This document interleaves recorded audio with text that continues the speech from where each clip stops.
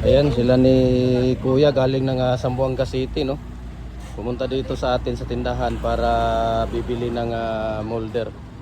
Yung dual heavy duty pins concrete post molder natin or dragon fruit post molder. Kuya, good morning. Anong balita? Gabi-gabi. Ha? Saan kayo galing pa? Zamboanga City mismo?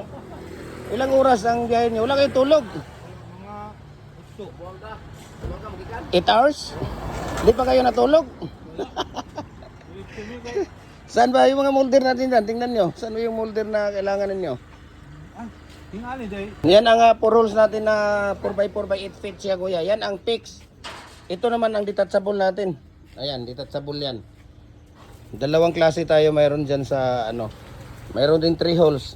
Ito, mayroon din detachable dito, kuya. Oh. Ito. Ang dami, oh. Yan, mayroon din detachable dito.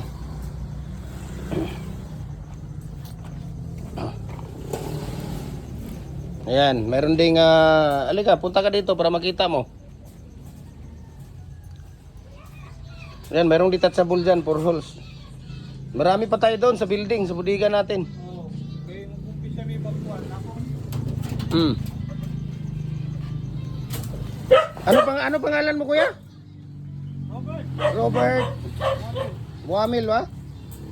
Saan ninyo sa Zamboanga exactly, kuya? Sa Barangay, anong barangay? Blugit sa kuhan sa Mercedes. Mercedes, barangay, Kasabulong. barangay Kasabulong. Pasabulong, Zamboanga City. Ayun. Ikaw, kuya, anong pangalan mo, kuya? Ulay. Ha? Ulay. Ulain? Alias Bato. Ano yan? Mag-anak daw kayo. Mag-anak. Tingin mo ta. Relatives ko eh. Relatives mo ba? Hinahanap nga si Bato, ah. Ayan yung ano natin. So ito yung pang-condemn natin, kuya, no? Pwede kang gumawa ng 6 feet dyan, 4 feet, 3 feet, 7 feet hanggang 8 feet. Ang laki ng question eh. Ito na. Yan na po yung ano niya. Ulay pula.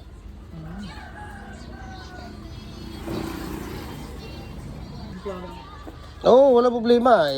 Makikita mo sa Facebook natin ang ano. Parehas lang yan. Parehas lang yan. 4mm. 4mm, parehas lang yan. Hindi. O sige, sayo. Yan ba sayo? Gusto mo? Oh, pwede ko rin ibigay sa'yo yan kung gusto mo. Bawasan mo.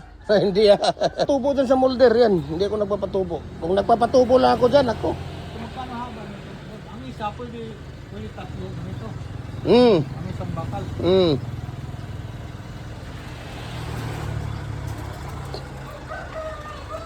Pixel mo? 8mm na ano, kuya? Bang nagugustuhan dito, kuya? Kuya, wala kang nagugustuhan dito sa mga hollow blocks natin? Hollow blocks, double. Mayroon ding double tayo na 3 and 3/4 by 8 by 16. Mayroon din tayong 4 standard 4 by 8 by 16, 3 and a half by 8 by 16. Mayroon din tayo niyan. Decorative natin, mga pins bricks natin. Concrete bricks, concrete garden bricks natin. Yeah. Sorry, 4 ba yung standard? Ha? 5 siguro yung doon. Ano po? 5? Mayroon din tayong 5, kuya, na standard. Ito bawasan mo ng presyo naman sa amin. Walang problema kung ano. Walang problema kung anong diferensya yung bakal, kuya? Yung steel plate? Yung steel plate? Parehas lang yan. Pero kung gusto mo ito, kukuhanin mo. Walang problema. Ibigay ko sa iyo yan. Oo. Hindi naman masisira yan. Hindi masisira yan. Lifetime na gamit nyo na yan. Hindi masisira yung ano natin, yung molder.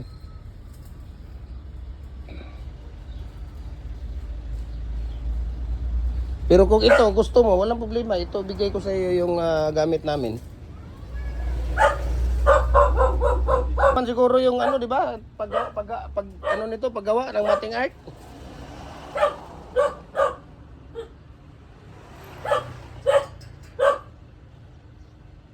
Yung timplada lang. Nasako na buhangin. Ito, yung Isa ako. Anim na, kung wala kang karatilya o wheelbarrow, kasi ang gamit namin, yung wheelbarrow namin, ito. Yung wheelbarrow namin, tatlong ganyan. Tatlong ganyan yung wheelbarrow. Ganyan, yellow, yung parang hindi. Pero pag wala kang wheelbarrow, Meron ng ganyan, pero kuhan. pag wala kang wheelbarrow, anim na buhangin, anim na sako na buhangin, Simento. isang sako na simento, dapat ang gagamitin mo, Portland cement. Type 1 or type 1P. Tingnan mo nang maayos. Ayan o, type 1. Merong type 1 dyan. Portland cement type 1. Huwag kang basta-basta gagamit ng simento kuya. Yung blended, pusulan. Pag gagawa ka ng puste, hindi matigas yun. Sayang yung puste mo. Ang gagamitin mo, Portland. Any Portland brand. Basta Portland type 1P or type 1. Pwede din wholesale kung may wholesale doon sa inyo. Holcim? Pwede din. Yung mahal nga lang yun. Pero pwede yun. Para sigurado Basta ka. may Portland, okay na yun. Basta Portland siya. Portland. Wag yung Portland. Bakit? Wag yung Portland na blended ng pusulan kasi mayroong Portland pusulan. Mga mabuhay. Mabuhay, wag yang mabuhay. Mabubuhay ka talaga diyan sa sira ng mga poste mo. Malambot. Oo, malambot yung mabuhay, wag yan. Yun pwede pa. Type 1 or type 1P. May gagawa dito ng hollow block pag hindi style yun. Siligan mo na oh. Tarungaw silig. Ayo kuan ba? Ayo skip eh. Kay wala mo na kasilig di agapon. Ayo skip eh. Kuya, pag business ka, dapat 10 butas ang anuin mo kasi sayang. Sayang ang mixing mo diyan sa mo yung hugasan pagkatapos gamitin. 'Yun ang sinasabi ko. Pagkatapos gamitin maghapon, hugasan ng loob. Importante yung loob lahat. Hayaan mo muna yung labas. Buka siya ng simento. Oh, ayun oh, tingnan mo. Hinugasan nila 'yan. Hindi pwedeng hindi hugasan para kinabukasan. Kung ngayon gagawa sila ngayon, lagyan ito ng used oil. Every morning 'yan, lalagyan ng used oil. Hindi pwedeng hindi lagyan ng used oil. Ito, Bossing ha? Alin? Yung bakal, bigyan mo ko sample ba para pagdating doon, yun ang pattern. Bigyan kita ng ano kuya, yung ito, stirrup. Itong stirrup, walang problema yan. Ito, wala namang problema kasi kung gagawa ka 6 feet, 7 feet, yun naman ang puputulin mo eh. Ito ang maganda na ibigay sa'yo at saka yung itong dulo, yan. Yung dalawang design. Huwag na yung itong buo. Kasi 1 feet lang naman ang ano niyan eh, distansya. 1 feet lang yan yung feet din ang puputulin mo.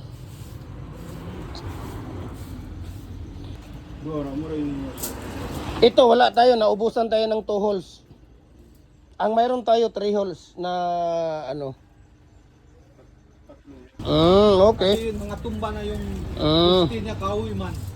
Hindi pwede yun. So bakuran ko muna, pakita ko sa yung mga kapitbahay ba kung, kung gusto nila, Pagawa sila. Yun ang maganda.